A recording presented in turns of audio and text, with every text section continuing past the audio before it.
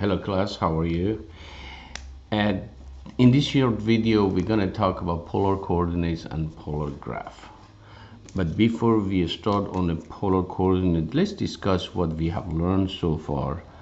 Remember, whenever we try to write a relationship between quantities, we did it either in R1, which represented by a number line with a 0 in the middle, R2, which two number line and the 0, 0 in the middle, and then we can discuss it in R3 with 0, 0, 0 and having x and a y and a z.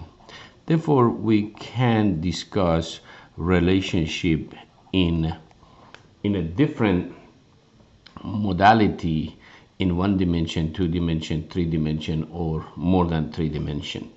Mostly what we have done before is in 2 dimension, and what we did, we take a plane and divided it into infinitely many grids. And those grids either are a horizontal line which is parallel to the x-axis, or a vertical line which is parallel to the y-axis, and every one of those grids has an address. And if I call this one 0, 0, this grid is going to become the third grid when you go from the 0, 0 toward the east, and the second grid up. Therefore, this one is 3 away from the y-axis and 2 away from the x-axis, and that's represented a point in a rectangular coordinate plane, and it describes relationship between x and a y. And you remember, in order to get to that grids, there is only and only one way, and that is 3 to the right and 2 up. There is no other way. Therefore, they call the rectangular coordinate plane a 1-to-1 coordinate. Therefore, by getting from origin, which is your reference point, to that one is only one way. And that's why they use this one these days to have a city map, and then they call this one 1, 2, 3, 4, 5, 6, 7, 8, and in here call A, B, C, D, and then for every place in the city there is only one address. Therefore, you cannot have two addresses for your house, only one, and this is called xy coordinate. Therefore, if you have a relationship between x and y equal to x squared plus 5, if x is 1, y is 6, means you go 1 unit away from the y and 6 units away from the x, and you get to that grids. Okay, right now we're going to talk about different grids. What happens if you take your xy plane and divided it into a grids that represented by many circles? And I'm sorry if my circles looks ugly, and all those circles have same center. Therefore, these are called concentric circle, and they call that point a pole. Okay, therefore I hope you know, whenever you're talking about the sphere, you have an equator.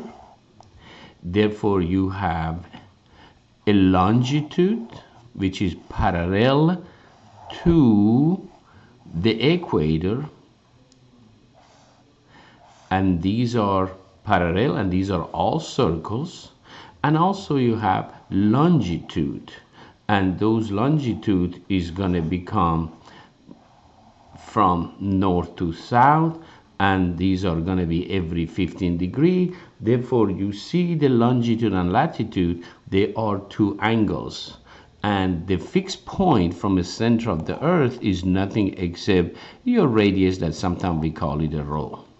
Today we're going to do exactly this, we're gonna say this is the center, except with 3 dimension. I'm gonna make it 2 dimension, and we're not gonna talk about the 3rd dimension. I'm gonna call this one a pole, and this is half the equator, and call this one a polar axis.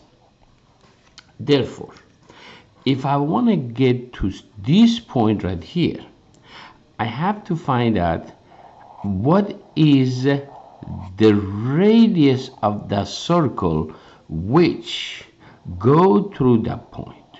All I need is the radius right here, and I'm going to call that radius r. You know, r cannot be negative, r can be 0, and it can be a positive number. But someone going to say, by getting to that point, how do I know that you're not getting to this point? Because that r is the same for that one. That r is the same for that point. That r is the same for that point. That r is the same for that point. Therefore, every one of those points on the circle, they have same r. How do I know that I'm getting exactly to that point? I need a little bit more information. That information, I'm going to tell you how many degrees you must rotate from the polar axis.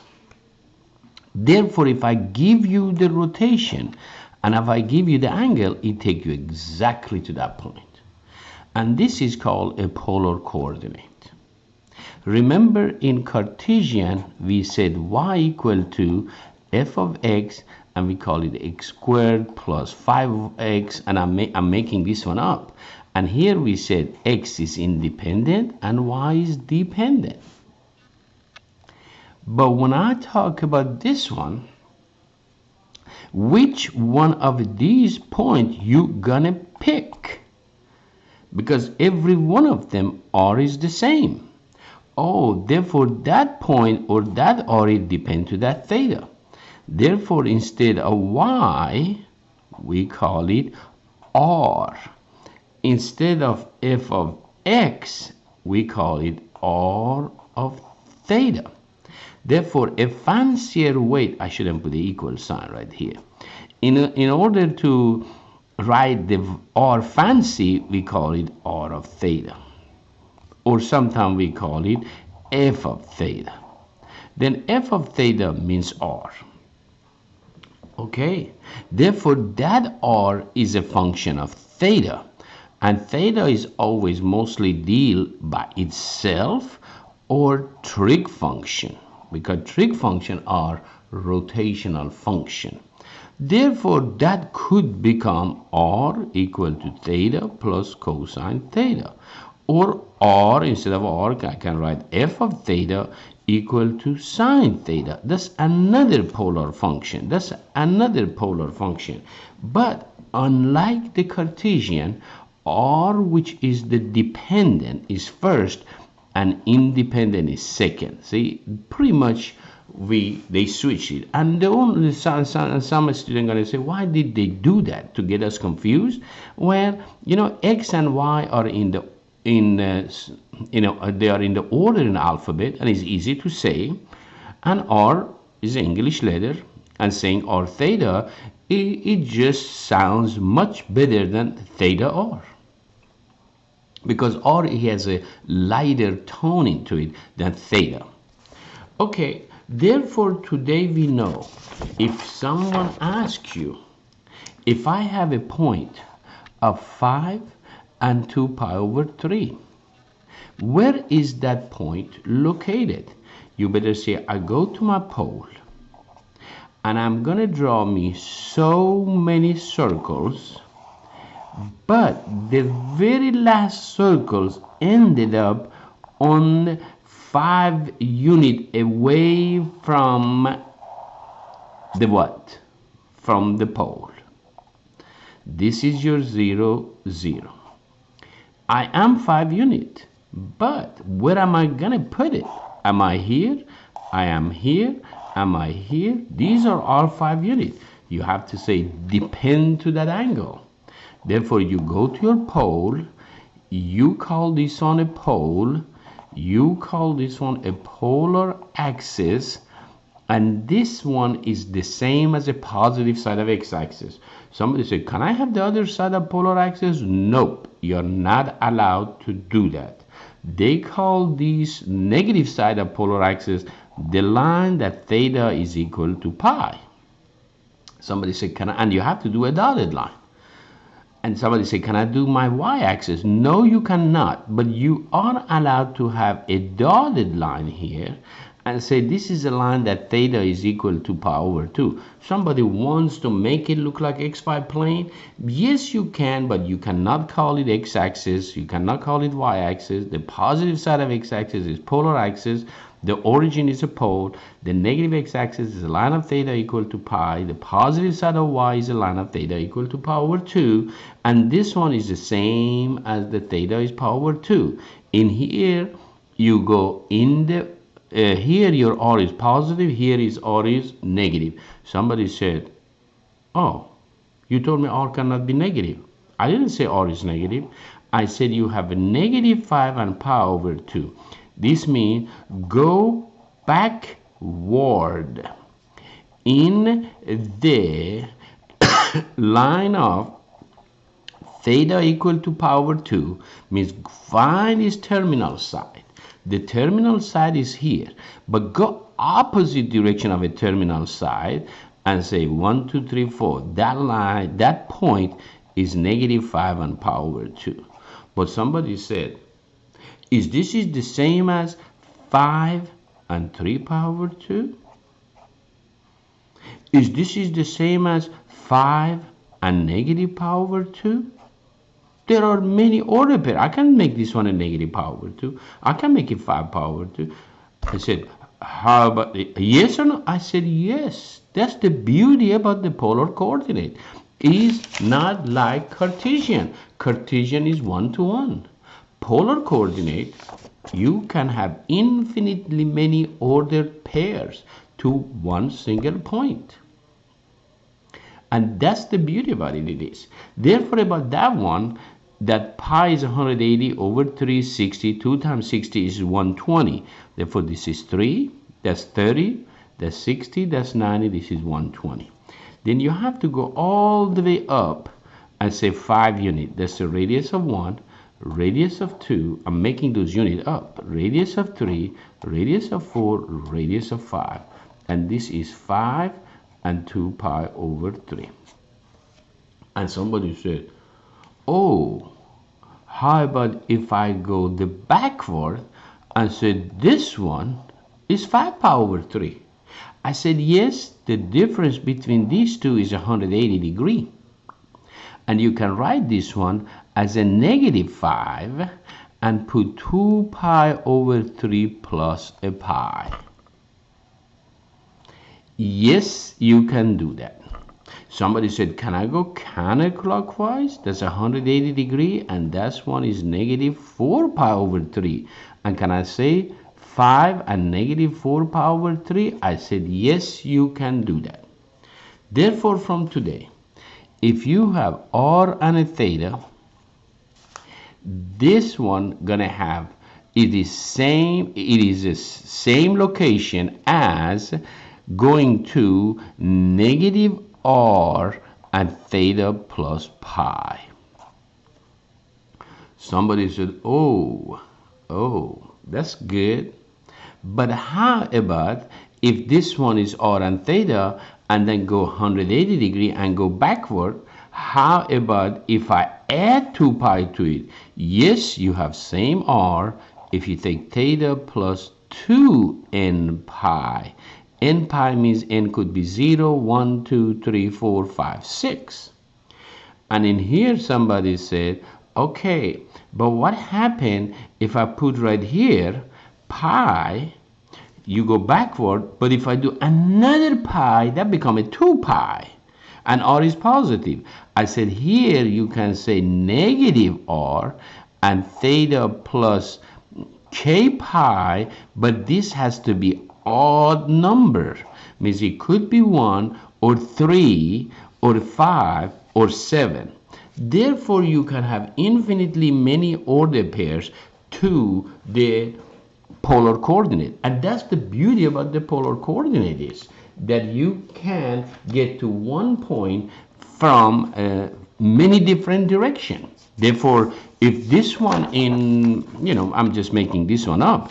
If this is a hospital, and this road right here is flooded, you cannot go that theta and you cannot go that r, and this is a flooded one. Well, if it's a Cartesian, there is no way you can get to the hospital and you have an issue. But if it's a polar, you can go backward from here and go 5 right here. Or you can go here, which is a negative angle, and also go backward. And that's the beauty about the polar coordinate. Well, let's talk about polar coordinate and see if polar coordinate, which is the pole and a polar axis, has any relationship with the Cartesian. Well, Cartesian, this is your y-axis, and this one is your x-axis. And if I get to this point from a polar coordinate, which is my r and a theta, well, I can get to that point by using this x and this y. Therefore, the relationship between Cartesian and the polar is nothing except a right triangle. That's it. A right triangle is a key that it takes you from a Cartesian to a polar or a polar to a Cartesian. Somebody said, how? Well, you know this is r, you know this is theta. Therefore, I can write here and say cosine theta is equal to x over r. Therefore, if you give me a polar coordinate, I can easily find the x. Means if you tell me right here, r is 3 and this one is 30 degrees, I can say, okay, my x is 3 cosine of 30 degrees radical 3 over 2, and that is my x value. Therefore, I have to go 3 square root of 3 over 2 to the right of y-axis. And somebody said, how much I have to go up? By using the sign. Therefore, the x move you to left and right, and the sign move you up and down, and therefore your y is r sine of theta. Therefore, if this is 3 and 30 degrees, your y is 3 and sine of theta, 30 degrees 1/2, and that's 3/2. Therefore, 3 and 30 degrees, 3 and 30 degrees, 30 degrees is here and 3 is here. 3 and 30 degrees does give you the same location as 3 square root of 3 and 1.5. 3 square root of 3 over 2 and 1.5 give you the same, it takes you to the same location as 3 and 30 degrees does. Okay, but somebody said, what happened if I do have a polar axis? And if I do have a Cartesian, which is x and a y, and this one is the pole and the origin on top of each other. And somebody said, well, I have 1, 2, 3, 4, 1, 2, 3, that's enough. And I said, okay, this is 4 and this is 3. Therefore, that location is 4 and a 3. How can I find my r and a theta? I said, that's very easy. The relationship is a right triangle. And you know, if I take x squared plus y squared, that's a Pythagorean theorem, that's become r squared. Therefore, is going from x and a y to r and a theta, all you need for your r squared is x squared plus y squared. And your r is a square root of x squared plus y squared. Somebody said, how about your theta? Your theta is your slope. And your slope is y over x. Therefore, I have to call this one theta prime because this is my reference angle. And I'm going to call it inverse tangent of absolute value of 3 over 4. Somebody said, why did you call it a reference? Because if you are using arctangent only give you the angle from a negative 90 degree to 90 degree. Therefore, if the points in the second and the third quadrant, or even in the fourth quadrant, you're gonna have an issue. Okay, somebody said, why don't you change -3 and -5 to r and a theta? I said r is very easy. R is the square root of x squared plus y squared. Your x is -3, your y is -5, 9 plus 25, and your r is square root of 34. And you don't want to simplify it because r must be exact number. Okay, your r is the square root of 34. But somebody said, how about your theta? You gotta use your reference, because your reference, you're always picking the first quadrant angle, and that becomes 5/3. Then you're gonna use a calculator, and that calculator gonna give you some angle, because this one is more than 1, and the tangent of 45 degrees is 1. I bet you that's more than 45 degrees. And tangent of 60 degrees radical 3, which is 1.6, and 5/3 is almost 5.6. I'm calling this one almost 61 degree approximately. I'm making this one up, okay? Put them on the calculator and find out. But what coordinate this order pair is? You are in a third quadrant. In a third quadrant, the angle should be between 180 to 270. Then how do you, if I give you the reference angle, all you have to do, you have to add 180 to it. Therefore, your theta is always going to be theta prime plus 180 degree, or sometimes you can call it in terms of radian, pi. Therefore, it's 61 degree. I made this one approximately plus 180 degree. Therefore, you always find the theta prime, and that theta prime in the first quadrant is reference angle. It is the same angle in the first quadrant, because all the references from 0 to 90, and this one angle are from 0 to 90. Here you have to say 180 degree minus a reference to give you the theta. In here you have to say theta is equal to 180 degree plus a reference. And in the fourth quadrant you have to say 360 minus the reference. It gives you the angle. You have to be very careful about that.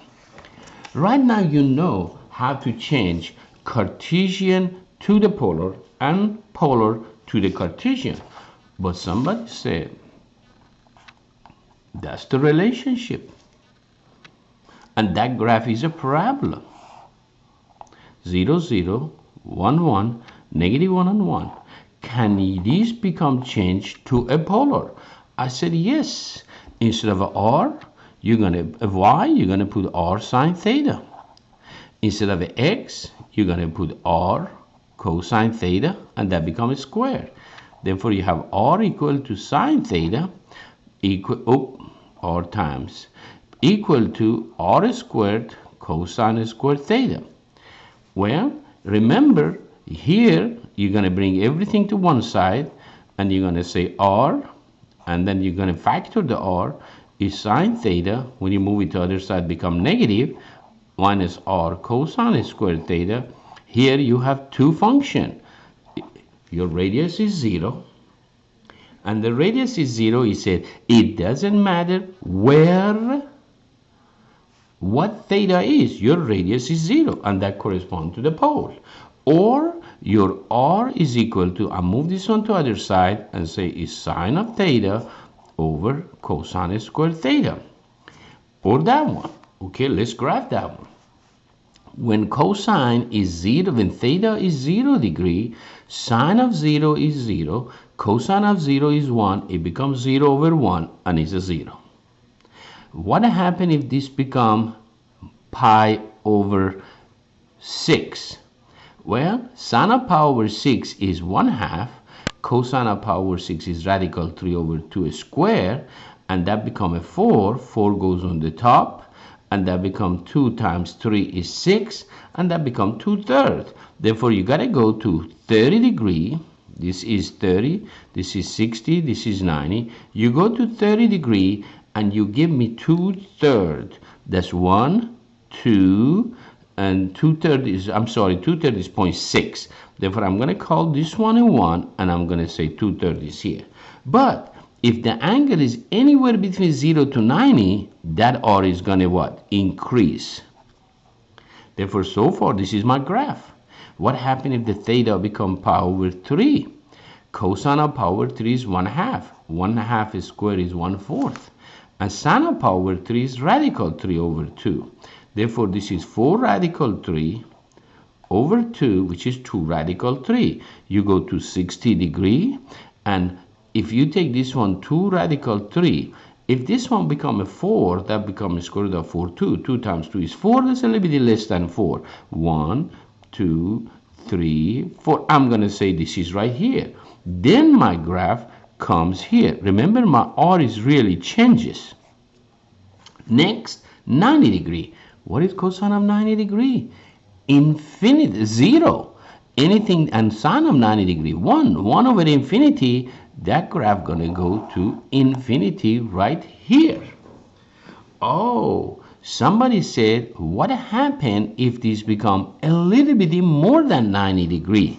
More than 90 degree is here, and this is almost close to 0. But the sign is going to be positive. Therefore, a positive or a negative is going to be a huge negative number. You start from negative infinity. You go to plus infinity, and you start from that corner right here. And what happens if this becomes 2 pi over 3? Cosine of 2 pi over 3 is negative 1/2. Negative 1/2 square is 1/4. Okay, what is the top? Radical 3 over 2. Radical 3 over 2 over 1/4, you exactly repeat that one. And that number is going to become right here. Therefore, that graph is going to come back here. And when it become 180 degree, cosine of 180 degrees is -1. -1 square is 1. But sine of 180 degrees is 0. 0 over 1? 0. Oh, you only needed 180 degree to graph that parabola. Therefore, it started from 0. Your R started to increase, it started to increase, it started to increase it till it go to infinity. Then it started again from that negative infinity, and it comes. Somebody said, why your negative infinity is back here? Because in a second quadrant, your sine is positive, but your cosine is always going to be a negative. And if this number become cosine of 90.00001, that's very close to 0, like negative 0.000001, but your sine is positive, then that becomes a negative infinity. And that's only needed 180 degree to graph. Therefore, yes, if this one is a graph of a function in Cartesian, these are equal to sine theta over cosine square theta is a graph function in polar too. Another graph, which I'm going to do, I'm going to say, maybe I said x equal to a 5. Well, graph x equal to 5 means 5 units away from the y-axis. This is the graph of x equal to 5. That's not a graph of a function. I'm sorry, because that does not pass as a vertical line test. But let me change this one back to a polar coordinate. X is equal to r cosine theta equal to 5. If you can solve for r by itself and for every theta, you have only and only one r, that become a function. Therefore, for every theta, you have one r, and this is a function. Look at the beauty about parametric. Even though this was not a function in the Cartesian, and you cannot use a calculator to graph it, but this is a function. Let's graph that one. Therefore, this one is going to become a polar axis. When cosine is 0, cosine of 0 is 1. 5 over 1 is 5. Therefore, your r is 5. But what happens if this becomes pi over 3? Cosine of 5 pi over 3 is 1/2. And when you divided 5 by 1/2, it becomes 10. Then you go to 5 pi over 3, and you go to 10, and you connect that point. Do you see those r is going to change. But what happens if this theta become 90 degree? Cosine of 90 degree is 0. 5 over 0 is infinity. Therefore, look at that r. The r is going to go all the way, and whoops, it only needed 90 degree to get half of that line. Only 90 degree. Then not all the graph requires 360 degree. But what happened if I put a very small angle like 5 cosine of 90.000001? That degree, that is in a second quadrant. Cosine is negative, then it go back to a negative infinity.